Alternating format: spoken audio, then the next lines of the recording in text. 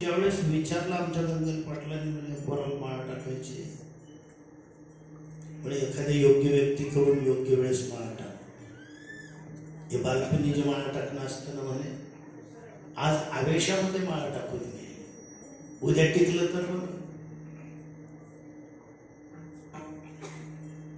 आध्यात्मिक साधनेच्या बाबतीत जर म्हणत असाल, जर ध्यानस्थ बसले समाधी लावून, तर आम्ही स्वतः पाहिलेलं की 16 तास पर्यंत उठले नव्हते. 16 तास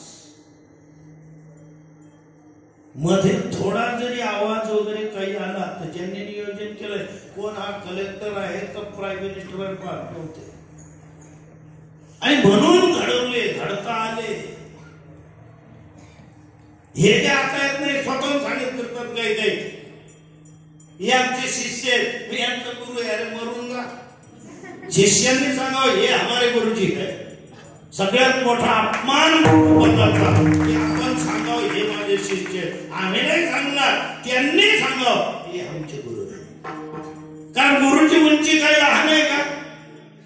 काहीही करा, एकदा देवावर नाही श्रद्धा बसली तर चालेल, पण मन लागो रे लागो रे लागो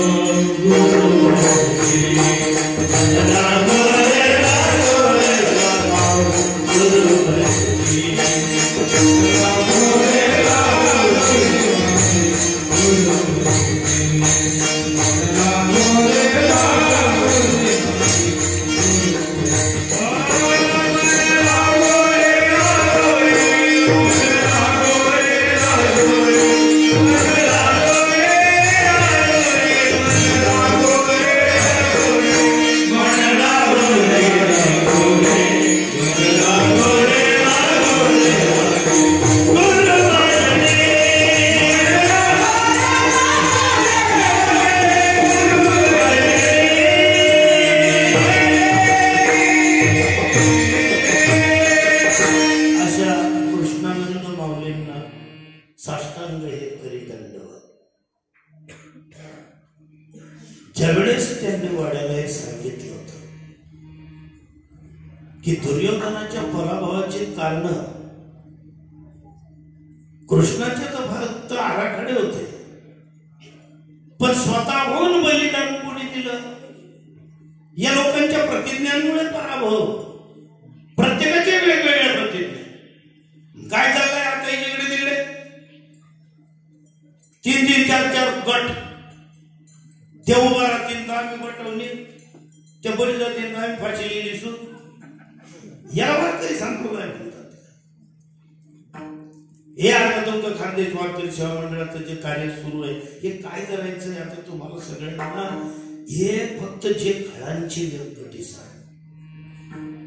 आता तुम्ही शिंदखेडा तालुक्याचे वारकरी संप्रदायाचे तालुक्याचे अध्यक्ष प्रभू आणि खानदेश वारकरी सेवा मंडळाचे उभं राहिलेलं इथे माऊलींनी पसायदान कुणासाठी मागितलं? बारकाईने जर विचार केला, जे नेहमी तीर्थाटन करतात त्यांच्यासाठी नाही, ज्यांचा हरिपाठ पाठ आहे त्यांच्यासाठी नाही, ज्यांची ज्ञानेश्वरी मुखगत आहे त्यांच्यासाठी नाही, जे विठ्ठलाचे निश्चित भक्त झाले त्यांच्यासाठी नाही, ज्या बाया सासूला आई समजून रोज रात्री झोपायच्या अगोदर सासूबाईच्या तळपायाला खोबरेल तेल लावून मालिश करून झोपत असतील अशा साध्वी पतिव्रतांसाठी नाही, जे मुलं आई वडिलांची प्रामाणिकपणे पुंडलिकासारखी सेवा करत असतील त्यांच्याही साठी पसायदान मागितलं गेलं नाही. ज्या सावित्र्या इतक्या स्वज्वळ असून पतीवर निश्चित प्रेम करणाऱ्या महान साध्वी पतिव्रत असतील त्यांच्यासाठी नाही.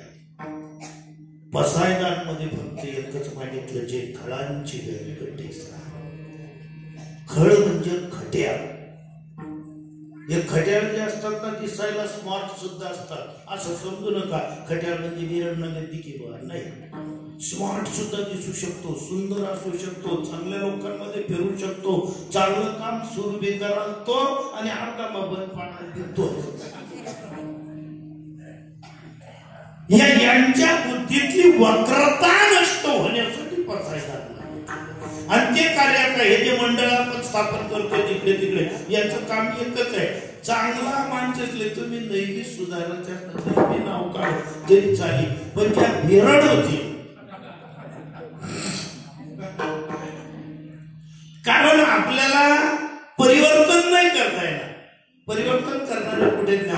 तुकोबा, परिवर्तन करणारे गाडगे बाबा, साने गुरुजी आपल्याकडून काय परिवर्तन नाही करत आपण, फक्त गैरवर्तन थांबवायचं. परिवर्तन आपोआपच होतं. आपण कोण परिवर्तन करणारे? झालं परिवर्तन. पूर्वी डोक्यावर पदर घ्यायच्या लहान दिरांना पाहून सुद्धा बाया आता सासरांच्या तिने तू पहिल्याने कपाळावर टिकले असल्याशिवाय चालत नव्हतं. आता ते केल्या आरसा, हातात बांधल्या नाहीत, कपाळावर टिकल्या नाहीत. माणसांचं सुद्धा आपल्या पूर्वी वारकऱ्यांच्या मुद्रा असायच्या चेहऱ्यावर, आता बिना गंधाचे टाळकरी. परिवर्तन आहे. आणि खपलं चांगलं नाही कोण म्हणत.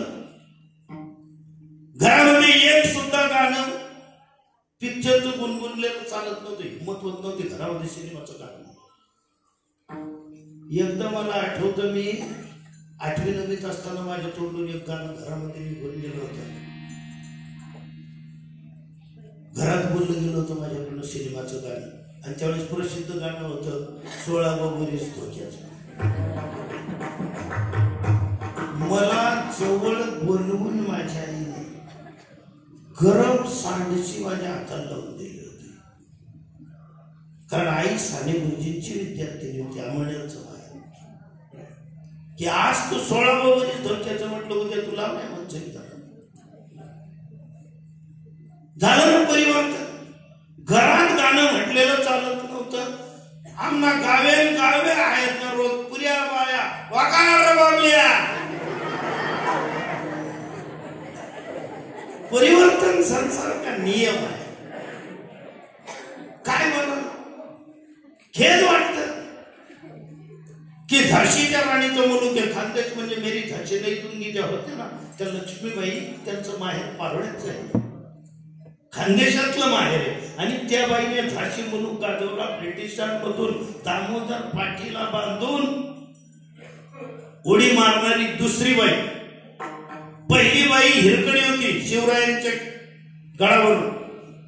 हा मराठी मुलूक एवढ्या रणरागिणी, आणि इथे त्याच मुलुकात त्याच बाया डीजेवर थडी थडीले चालली. खपवूनच घेतलं ना लोकांनी. सगळं खपत ऐकणार नेमन पाहिजे. विठ्ठल विठ्ठल सगळं चालतं.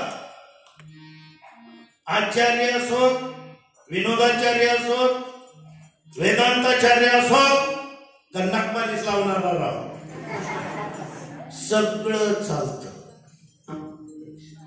काय म्हणाल या गोष्टीला? ऐका कली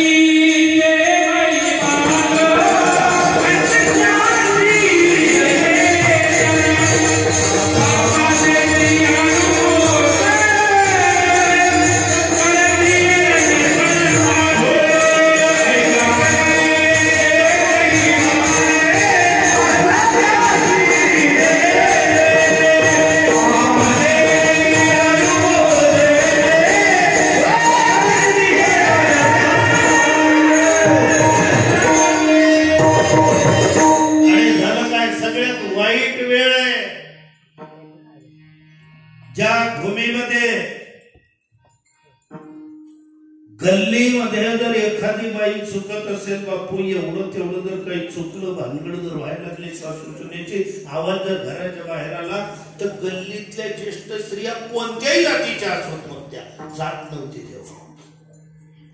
फक्त वयस्कर आहे ना,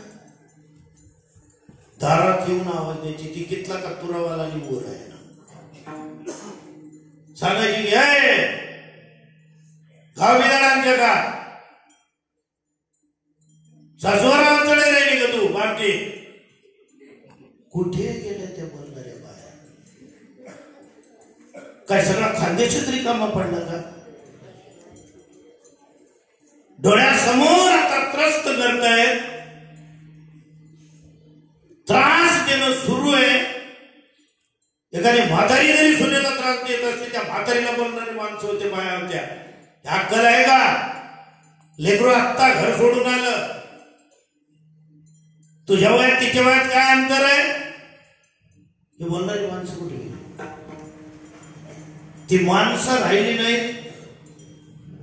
का ती वेळ राहिली नाही? त्यांच्या इतके खारबाज लोक आजही आहेत, पण त्यांना माहितीये मी बोलत सुचापतीला तुला करण्यावर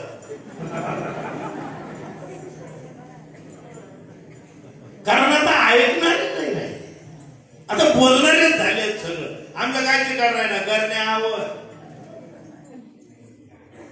एखाद्याला जर सांगितलं अरे त्या घरात काय घटना घडली तू बोलते, अरे बोलायला जाऊ आपण, मी त्याच बोलायला जाऊ आणि पुढला आठवडा आमदार धर्मातले 9-9 जाऊ मी कथा वाईट वेळ आहे जिथे खरं बोलणं सुद्धा गुन्हा होतंय. तुकाराम महाराज, संताजी महाराज जगनाडे, गौरशेठ वाणी आणि गंगाराम बुवा हे चारही साधू एकदा भंडारी डोंगरावर तपसाधना करत असताना विद्वानांचा समुच्चय आला आणि त्यांनी विचारलं की प्रभूजी, आम्ही तुमच्याशी भगवत चर्चा करायला आलोय. म्हणाले बोला, काय विचारायचंय? आम्ही असं ऐकलंय तुम्हाला देवाचा साक्षात्कार झालाय. म्हणाले नुसता साक्षात्कार नाही झाला, मी देव पाहिलाय. म्हणजे तुमचं देवाशी बोलणं झालंय? हो, देवाशी बोलणं झालंय. म्हणजे असं समोरासमोर आलं नुसतं बोलणं नाही झालं, भांडणं झालंय. देवाबरोबर जेवण झालं आमचं, संगती पंगती देवा सगळी घडी. बरं एकदा नाही, नित्य नित्य जोडे त्याचे साज. एवढ्यावर नाही, म्हणजे देव आणि तुमची अशी मैत्री. अरे बाबा मैत्रीच नाही, अशी स्थिती झाली. देव पाहावया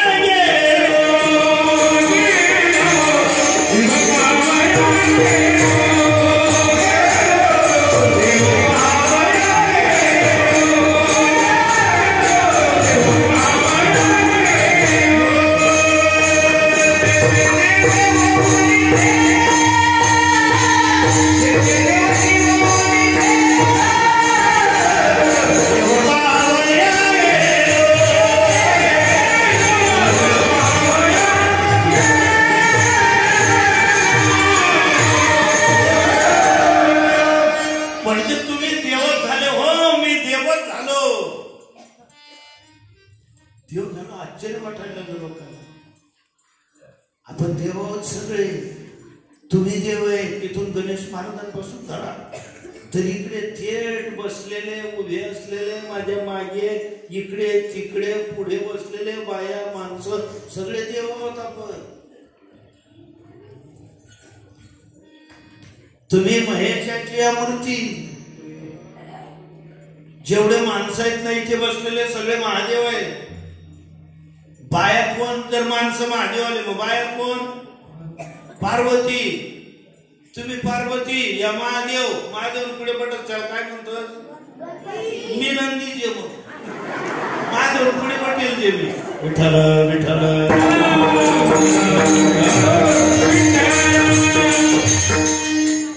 सगळे देव. म्हणाले महाराज पण हे घडलं कसं?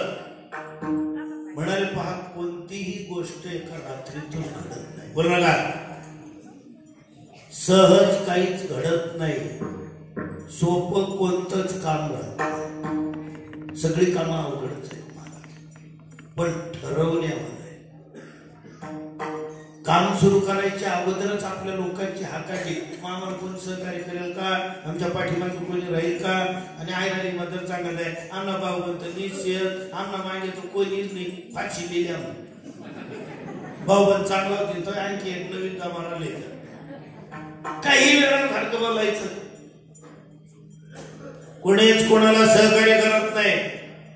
द्रौपदीवर वेळ आली होती तर कोणी सहकार्य केलं होतं? स्वतःची आराधना, स्वतःचं भजन, स्वतःचं जप तप ध्यान साधना स्वतः करावं लागेल. बाहेरी अवडंबर तर सगळं करता येतं, पण रोजच्या माळा जप किती आहे? ज्याने त्याने एक बटन ओपन करून हात डोकावून पाहायचं. आपली साधना काय? ताकद कधी दाखवतो पहिलवान? ज्या दिवशी कड्यात उतरला त्या दिवशी कळते ताकद. ज्याच्याकडे सर्व प्रकारचे कुस्तीतले डाव आहे. फाडा नावाचा एक कुस्तीतला डाव आहे, जे पैलवान असतील त्यांनी ऐका. तो डाव लावणाऱ्याचा थोडा जरी अंदाज चुकला मरतो बर माणूस.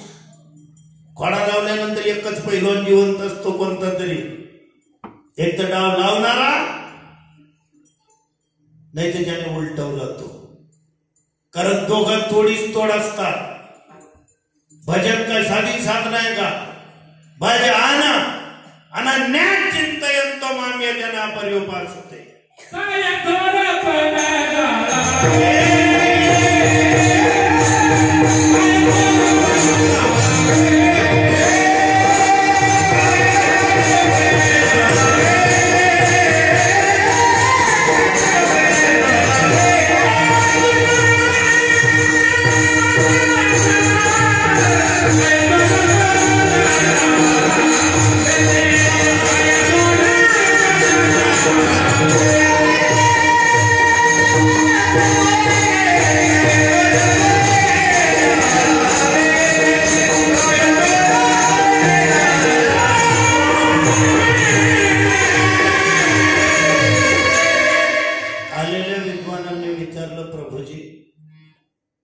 देवाची भेट होईपर्यंत जी मजल गाठली याला काय कारण आहे?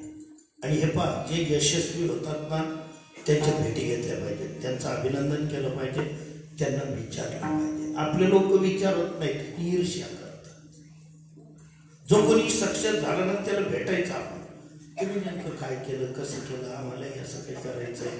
समजा एखाद्याचा मुलगा PSI झाला, मग तुम्ही काय काय केलं, मग आम्हालाही आमच्या पोरासाठी काय करावं लागेल. नाही, त्याला पुरे PSI ना त्याने आपल्याला पेढा द्यावा पाहिजे, या आकडेच बनायला पाहिजे, चटला चट राहील. आता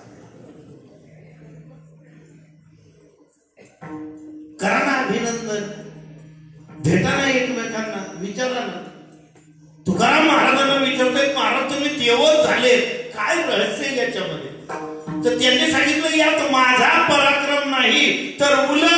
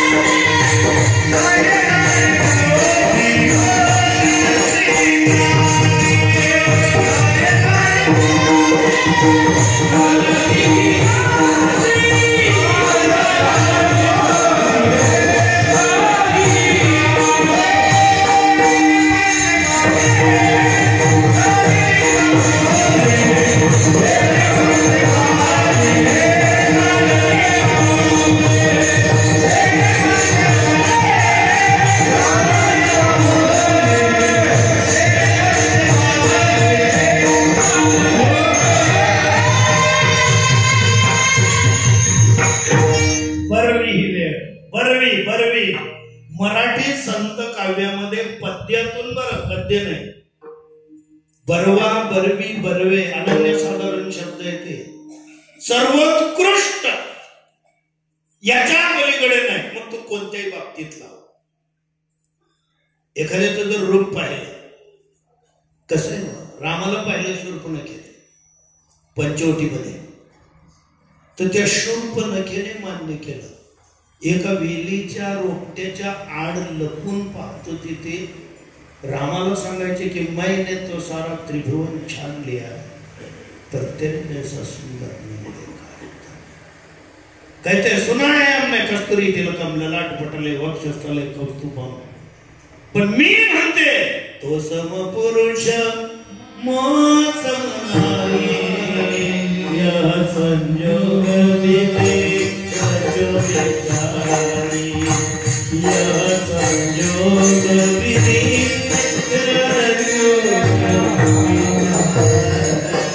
हे रामा तुझ्यासारखा सुंदर मी पाहिला आणि तेच सुंदरतेला लावलं महाराजीकडे विशेषण ते ज्ञानवरायांनी तो हा विठ्ठल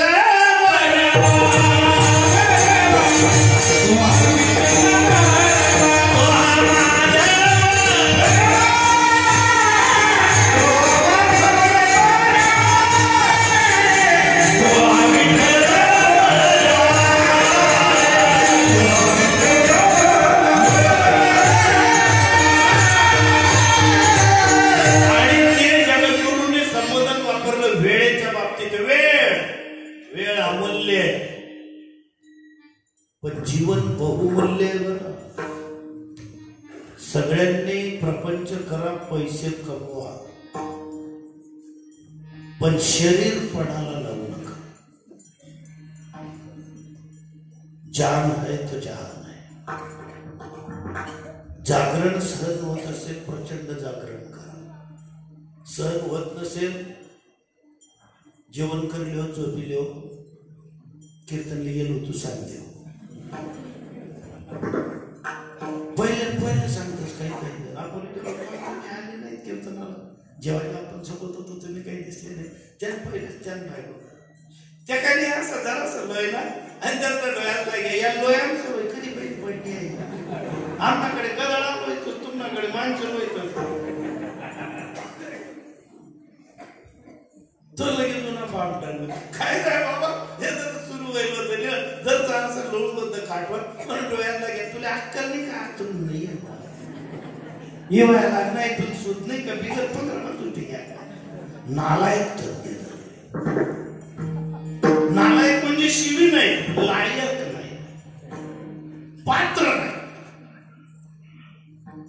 वेळ संधी आणि बुद्धी प्रत्येकाने बारकाई नाही का पहिल्याच चरणावर श्वास सहसा एकत्र येत नाही. वेळ आली वेळेवर संधी मिळणार, संधी मिळाली संधीचं सोन्या करणे इतकी बुद्धी मिळणार सहसा बोलतो. आणि ज्याने अचूक फायदा उचलला सोनं झालं मानवी जीवनाचं. तुमच्या जिल्ह्यामध्ये सामोड्याला भिल्ल समाजाचे कलेक्टर काय कमी होतं राजेंद्र भानसाहेब यांच्या डोक्यात. घरात काहीच नव्हतं. महाराज आई आणि मावशी दारू विकायच्या त्यांच्या. त्या आईच्या गर्भात असतानाच वडील वारले. 3 महिन्यांनी त्यांचा जन्म झाला. बुद्धिमान लेकरू अभ्यास करायला बसायचं तर आपला भाग बदली जातात तरी दारू प्यावले. मग त्याच नंबरीला चांगलं कोणी काम सांगू विश्वास बसणार नाही अशी घटना आहे महाराज. दारुड्यासनं चाकणं खायला गरीबनं पोरग कलेक्टर बनी आणि आपला हिवाळ्यामा मेथीन लाडू उंडायामा पिठीना लाडू आणि ह्या डंगरासले 10वी परीक्षाले अर्धी भाऊ बनकी शाळेमा फुकाई राहिली. काहीच लाज वाटत जाणारेच लेणी लाजावर येईल रे.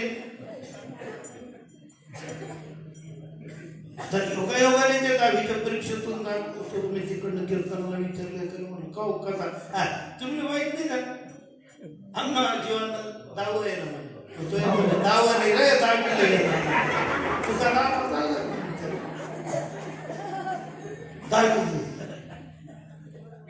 काय करतील बरं काय फसवणूक करून काय करतायत ही वेळ पुन्हा येणार आहे का. ते लेकरू पुन्हा दावीत जाणार आहे का.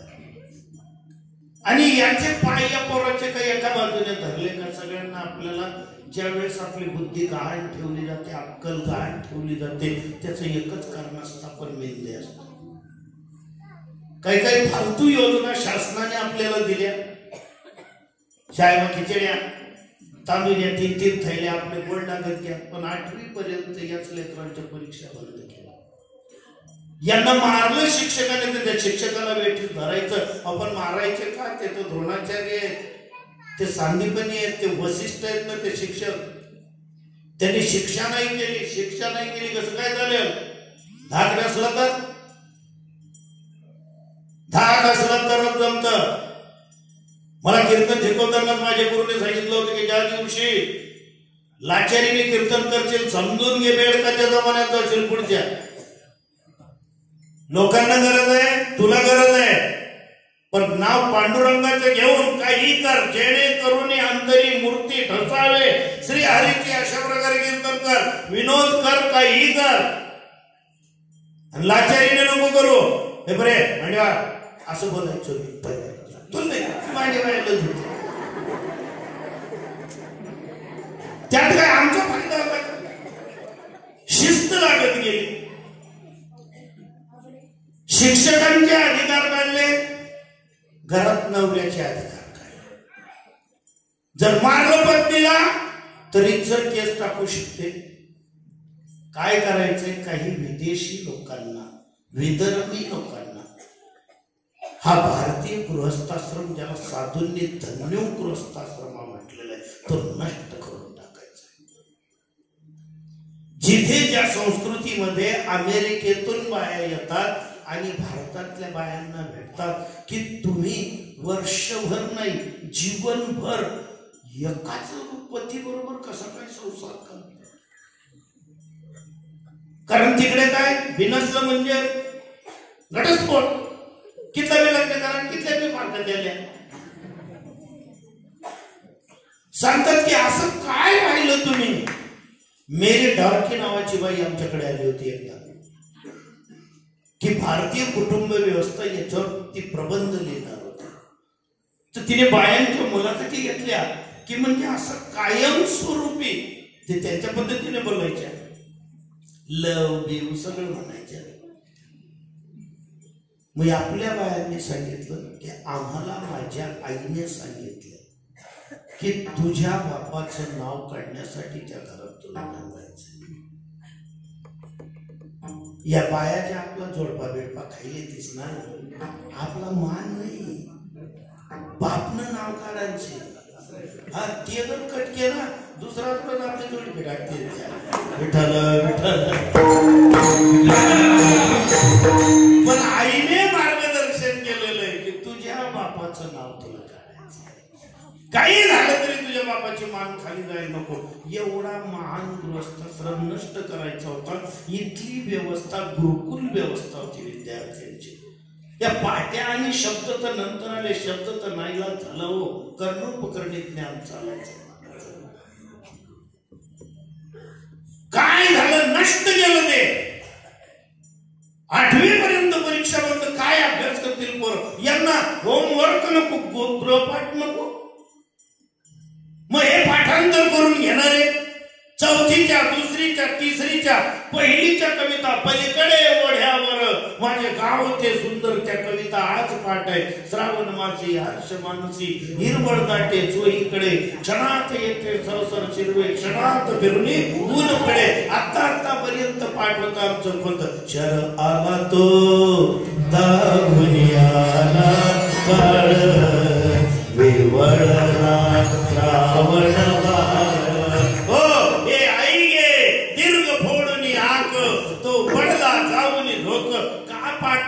पाठ नसली झोडपून काढायची. सगळा महाराष्ट्र यांच्या काव्याने गाजवला. आज प्रत्येकाच्या मुखात आहे घरा तो एकचे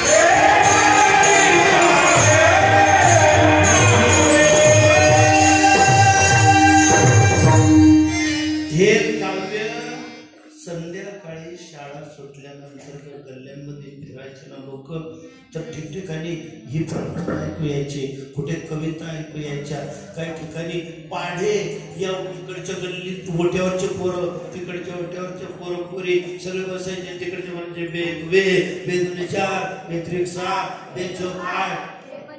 हो ते काय काल दिसत. कुठे गेला तो महाराष्ट्र, कुठे गेला तो खानदेश, कुठे गेले ते लोक? तेच आहे वेळ नालायक आहे. आजी आणि आजोबांजवळ अंधार पडल्याबरोबर लोक पोरं येऊन बसायचे, घाबरायचे ते आणि सांगायचे आजी मला गोष्टी सांगा. माझी बनायच्या दिव्या देवाने भूतकाळ, कानेकुंडल, मोतीहार. घराघरामध्ये जे सुशिक्षित असले थोडे हनुमान चालीसा चालायचा, जय हनुमान ज्ञान गुण सागर जय रामदूत अतुलित बलधामा. क्या बात आहे, खरंच महाराजांचं गाव छोटतंय.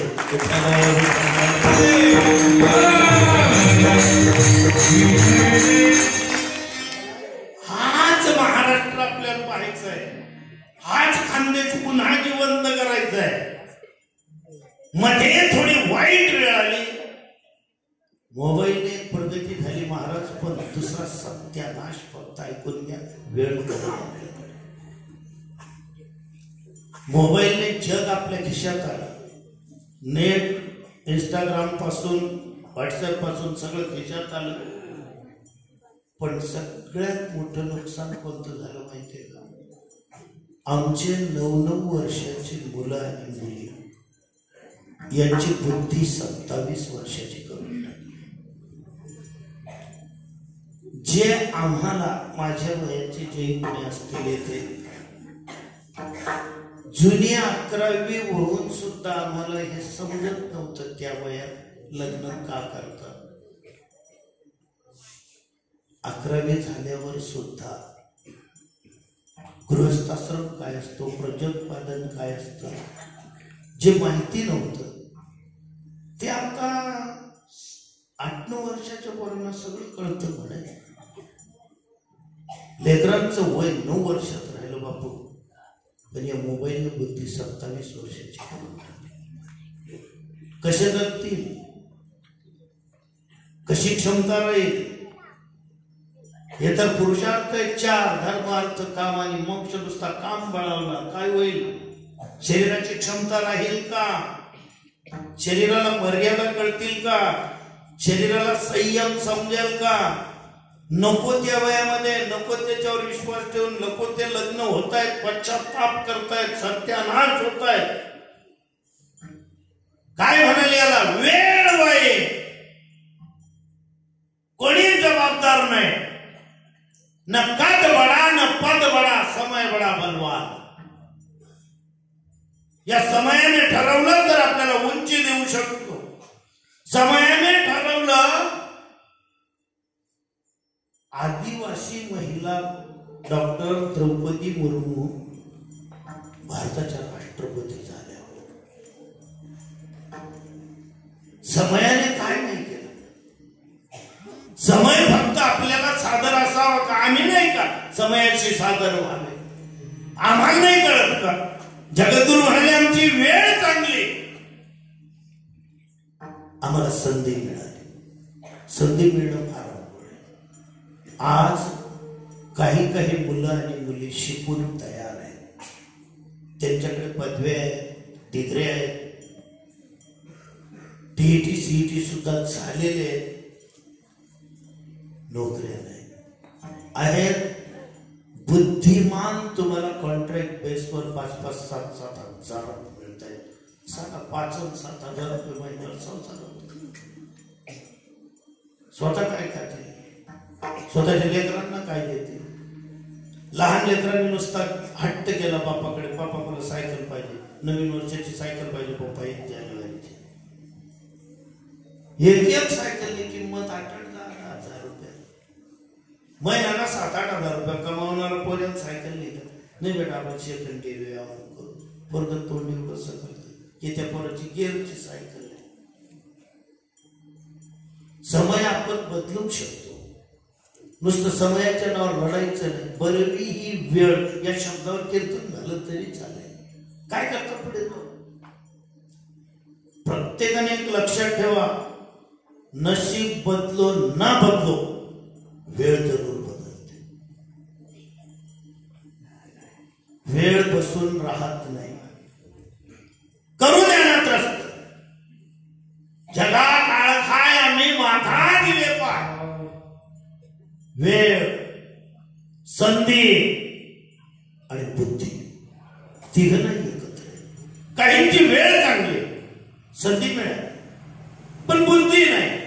आमच्या एका मित्राचे जाव आहे, नोकऱ्या मिळत नाहीत लोकांना. मिळाली, शिक्षकाची नोकरी मिळाली चांगली. तो भाऊ 90 बाटली की समाधीचा चाय 2-3 वेळेस त्याला